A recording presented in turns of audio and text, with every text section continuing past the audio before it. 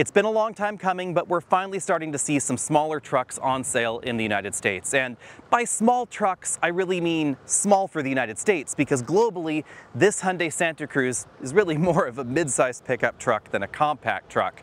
For 2025, Hyundai has given the Santa Cruz a bit of a nip tuck on the outside and on the inside to keep this competitive, not just in the truck segment, but obviously competitive against the other elephant in the room we have to talk about, and that is the Ford Maverick. By far, the best-selling small truck in North America, which is right about the same size as this.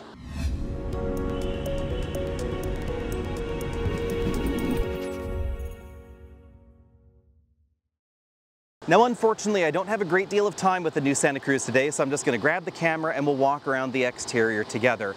We have a redesigned grille for 2025. We still have these individual LED daytime running light elements integrated into the grille.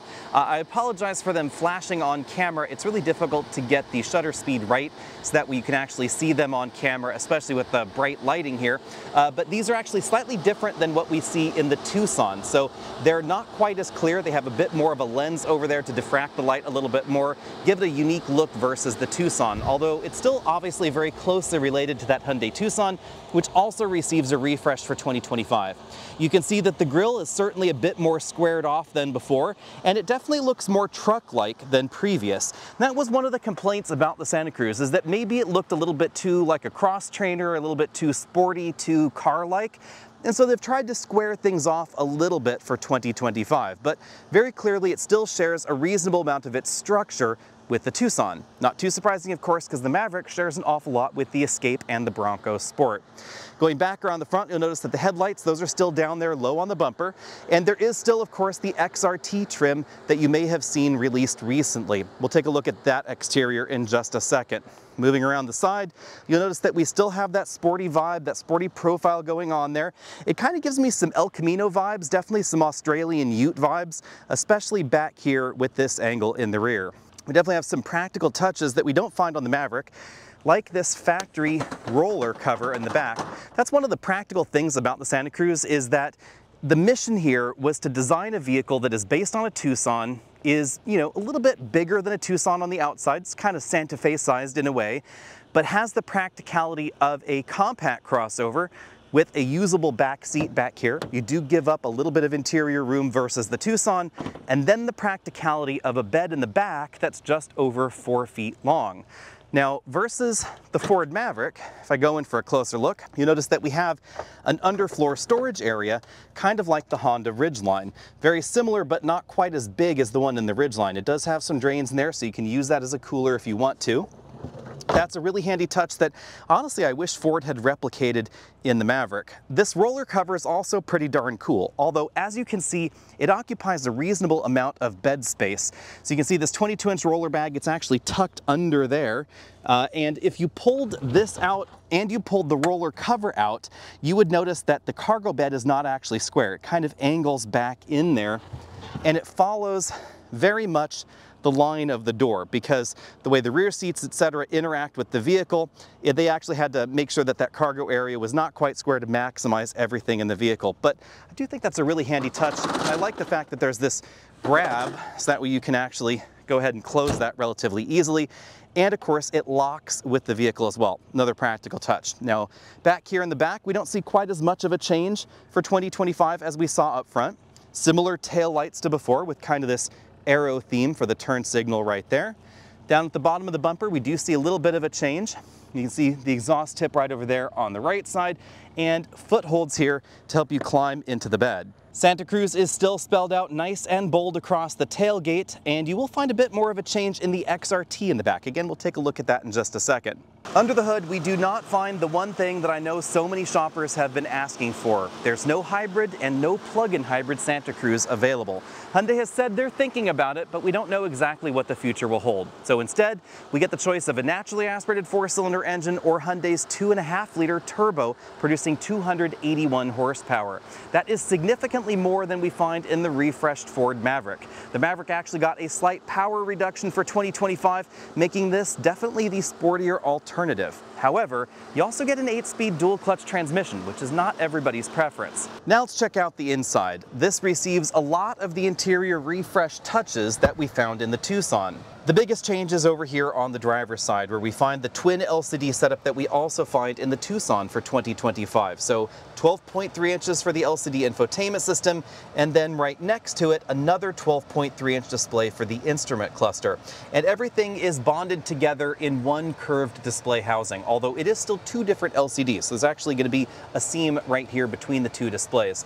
That I think is fine, because in some of the models where we find one continuous display all the way across, the steering wheel is kind of covering that area anyway, so I always found that a little bit useless. Over here on this side, we find the fingerprint sensor, which we're finding in a number of different Hyundai models, and this particular trim also has seat memory over there on that side.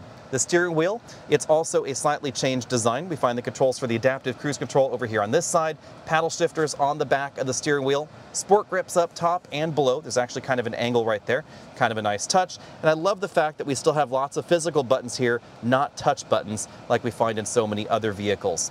This little display right here are little flashing icons. It's not actually visible to the human eye. That's part of the driver attention monitoring system. And then we find the new airbag cover that we're seeing in other Hyundai models with the 4 dots across. That's H in Morse code, in case you're wondering where that comes from. Then moving on to the dashboard and the doors, we find the same sort of interior refinements that we found in the Tucson. So soft touch injection molded upper sections there, fabric inserts depending on the trim. We have the big air vents running there across the side, and lots of more premium materials on the doors and on the dashboard than we find in the Ford. That's one of the big differences. The Ford comes across as sort of cheap and cheerful, I guess you'd say, whereas this in the upper end trims feels a little bit more luxurious, more mainstream crossover. So soft touch up here, soft touch there, fabric there, more soft touch there, and then an entire soft touch armrest in this particular trim. The leather seats here offer heating and ventilation, something that you don't find in the Ford Maverick. It's kind of this satin chrome U shape right there in the seat back, and things are going to change depending on the trim you get. So if you get the XRT trim, you're going to have an XRT logo there. I'll just run through that XRT interior in just a second. Back to the center console, we find a combination control bank here. So physical buttons up top for things like the infotainment and media options, and then touch controls for things like the ventilated seats, heated steering wheel, with a physical knob for the climate control right there. This infotainment system now supports wireless Android Auto and wireless CarPlay, and you can tell the difference between the different versions of systems in Hyundai's lineup by this little button right here, because you get to choose whether this port is a USB interface port or a USB charge-only port, and that's one of the ways you can tell the difference. We get a single Qi wireless charger there, and we don't find the redesigned center console that we find in some Tucson models because of the sort of more rugged mission and more rugged styling in the Santa Cruz. So more of the traditional T-style shifter there, button bank behind there for things like the all-wheel drive center clutch lock, the drive mode selector, auto brake hold, etc. And that means that we don't have that floating center console storage area that we find in some Tucson models. Back here we find basically the same center console and same storage area that we find in those other Tucson models as well. Now if I move this seat forward and hop into the back seat, you'll definitely notice that we get more room in here than we find in the Maverick, depending on exactly where you want that front seat to be positioned. If the front seat is more reclined, so for instance this seat is in more of a relaxed mode, I made sure that front passenger seat is in more of a comfortable upright position. If I scoot over here, you'll see that there is a reasonable amount of legroom, but it is a loss versus the Tucson, and that's simply because of that 4-foot bed in the back.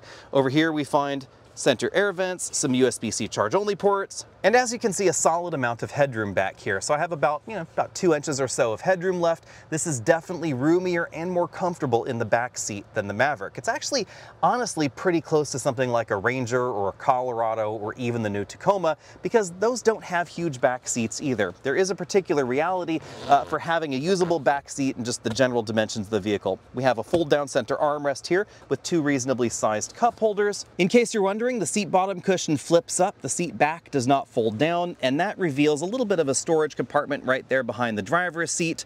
Over here on the passenger side, we have the jack and the tire iron, and then we have that driveline hump running right there in the middle. Passengers in the back are certainly going to notice that this is not as boxy as the Maverick. We have a smaller window opening with definitely an eccentric shape there and a relatively thick pillar behind to support that dramatic swoop in the rear. On the other hand, again, lots of headroom. You can actually see the way that ceiling is dished up there for the rear passengers' heads. This is where the sunroof would go because we do have that pretty standard sized sunroof up front. The materials in the back, those are certainly more premium than we find in the Ford, however.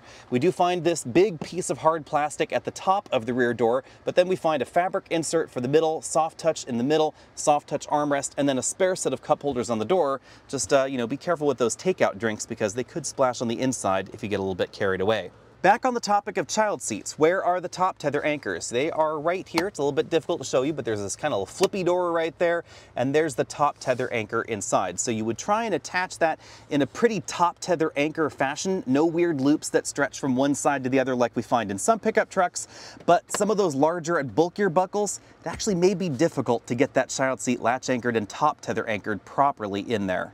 Now let's take a quick look around the XRT. As you can see, the rear bumper is slightly different. Mostly it's this section right here where they've curved things up a bit to give it a bit more of a rugged vibe. Up front we find a slightly modified grille, more black elements there, and most notably, of course, these big recovery hooks. They're orange and they're surprisingly beefy.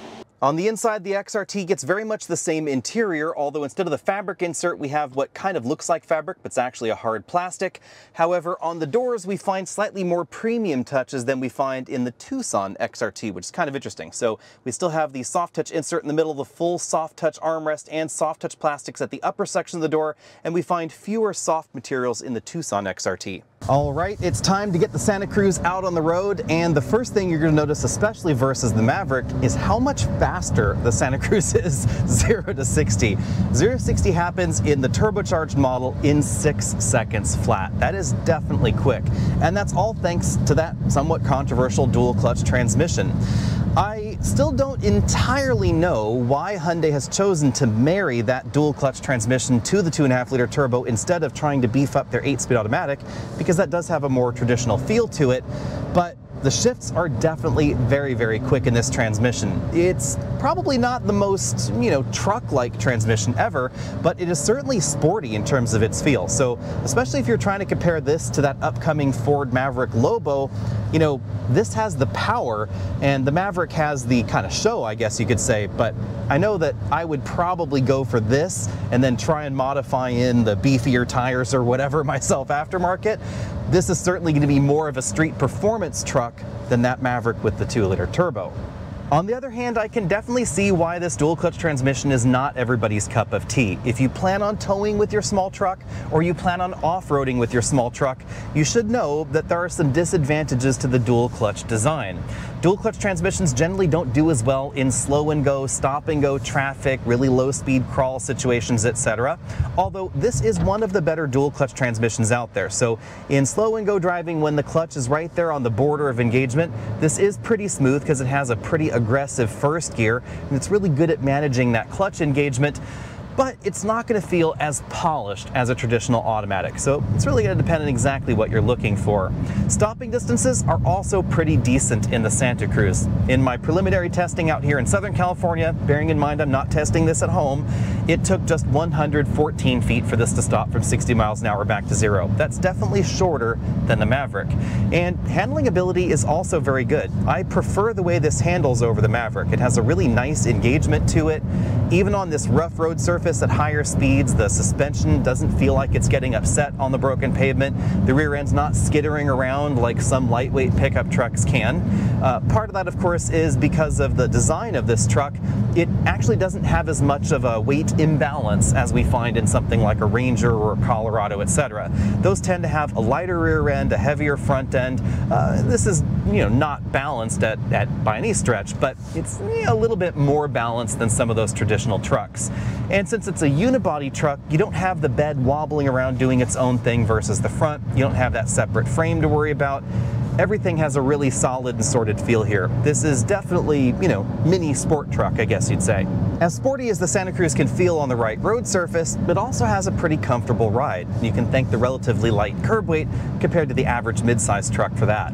This certainly feels lighter and nimble and easier to park than something like a Honda Ridgeline, which oddly seems more of a direct competitor, at least to me, than the Ford Maverick. The Maverick feels less expensive. It feels, more bargain basement.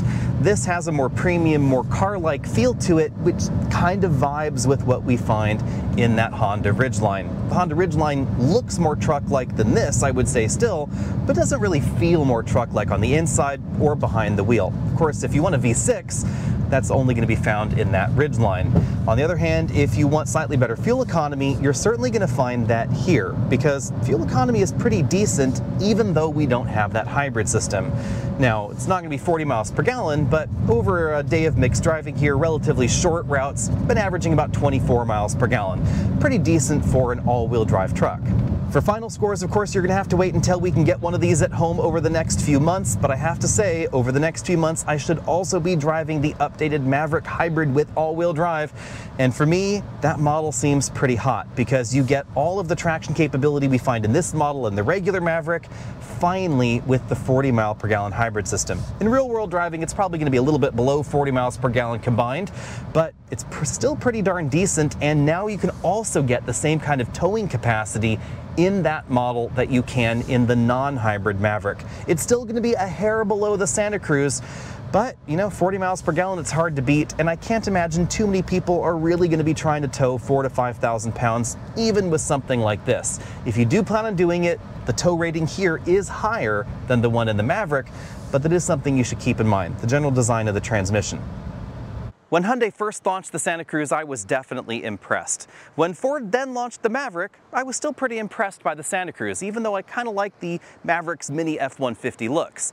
But then Ford announced the Maverick's price tag, and of course that hybrid system as the entry-level model, and I was honestly a decent amount less impressed with the Santa Cruz, especially given its price tag. But things have shifted over time, and that Maverick, especially the Maverick Hybrid, is notably more expensive than it was at the beginning. Even at the beginning though, the base Maverick with that nearly $20,000 price point, it didn't have the features and functions that you find in a Santa Cruz. It didn't even have cruise control in that base model, but it did have a 40 mile per gallon hybrid system. And that's one of the things that, honestly, I thought Hyundai would give us in the Santa Cruz a little bit after the model launched. But here we are in 2025, and there is still no hybrid, still no plug-in hybrid Santa Cruz. Hyundai has said that they are researching that, but they said that a number of years ago, and I wouldn't be surprised if we have to wait until a second generation Santa Cruz to get a hybrid system in this model. That is the only thing that I think is a pity, because the Maverick Hybrid has been selling fantastically well. Nearly half of all Maverick sales are that 40 mile per gallon hybrid, and for 2025 you can now double the hybrid system, match the hybrid system with all-wheel drive, something that those shoppers had long been clamoring for. On the other hand, the Maverick also did not get some of the interior refinements that we saw in the Santa Cruz at the beginning, and certainly that we see now in this model here. So this interior is still significantly more premium, more tech-laden. We get bigger screens available, more comfortable seats, ventilated seats, things like that, and of course the roomier cabin as well. And some of those practical cargo carrying touches like the roller-style tonneau cover and the under-load floor cargo area, etc., that we don't find in the Maverick. And then of course there's the price tag. Yes, it has gone up continually over the years in the Santa Cruz, but it has not gone up nearly as quickly as the price tag in the Maverick. And the Maverick is now getting relatively spendy. Base models are almost $30,000 these days. That's a nearly 50% rise over when the Maverick first launched in the United States. Again, price tag here has gone up, but it hasn't inflated quite as much as the price tag on the Maverick. Let me know what you think about all that down there in the comments section below. If you're talking about the very top end trims, it's also worth noting that power levels have actually gone down in the Maverick for 2025. That appears to be a retuning for regular unleaded versus premium unleaded, which is what we saw in the last tune of that engine, but this is still going to produce significantly more power than we find in that 2-liter turbo Maverick. So if you want better performance, you're going to want this. If you want a regular automatic transmission though, you're going to want the Maverick, because this still has the somewhat controversial Hyundai dual clutch transmission. Let me know what you think about all that down there in the comments section, and which would you pick if you're shopping in this segment? Are you going to go for the more luxurious and more style-forward option? This certainly looks like a more expensive pickup truck. Although a lot of that is because it is a more expensive pickup truck. Is it worth it? Do you like the long Hyundai standard warranty? Are you gonna give that hybrid Maverick a whirl? Let me know what you think down there. And if my money were on the line, I admit to being pretty darn confused, but I would probably go with a fully loaded Maverick hybrid all-wheel drive. Let me know what you think about that down there, and I'll see all of you later.